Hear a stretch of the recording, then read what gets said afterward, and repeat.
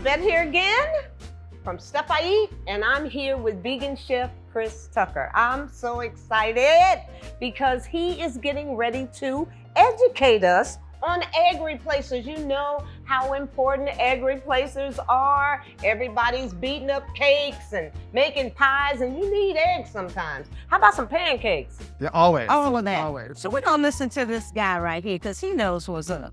Well, first I want to talk about sugar. Okay. Because when you go to the store and you purchase sugar, if you're not purchasing organic sugar, it's actually not vegan. And that's really shocking to people because it's processed with bone to make it white. Now, I know that's probably going to be shocking, alarming to most of you, but sugar in the United States is actually able to be processed with a certain amount of bone mass to make it white and pretty. So you'll notice that organic sugar is sometimes a little bit more off-white and not as crystal clear. Right.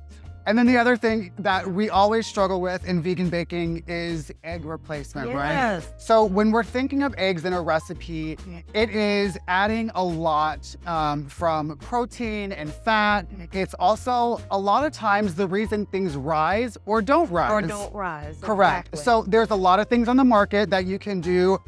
Flaxseed is probably one of the most common, right? It's great because it adds a little bit of protein. It also adds a little bit of structure to your recipes, and it acts as that binding agent. But there's protein, there's fiber, so when it comes to the nutrition of flaxseed, it's adding something good to your Well, cooking. you know, whenever you mention protein to the masses, they're all over it. Oh, right. Everybody's Right. all over the protein. So thanks for sharing that. Of course. So what happens with your flaxseed egg is it's going to take on a little bit of a gel consistency. But the next thing that we have is actually an egg replacer. You can find this at any of your local stores.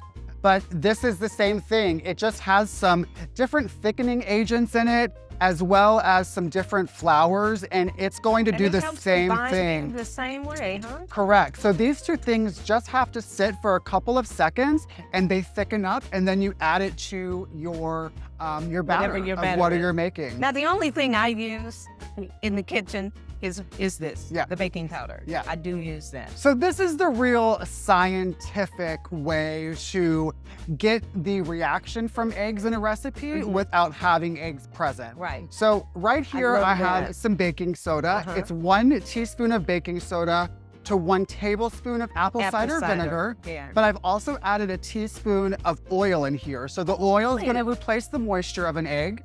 The baking soda and the acid are going to actually produce the bubbles and make your recipe rise. So as soon as I add this, you're gonna see it starts to fizz up, right? So what you would do is you would just add your baking soda to your dry ingredients, you would add your acid and your oil to your wet ingredients, and you'll be good to go. Thanks, Chris Tucker, so much for being here today, and especially showing us all of these different egg replacers. Of course. I mean, we're constantly baking, and everybody always has a question. Well, what do I do for eggs? Eggs is the hardest thing to replace. Love it. I love it. Thank you so very much for sharing with us. Of course.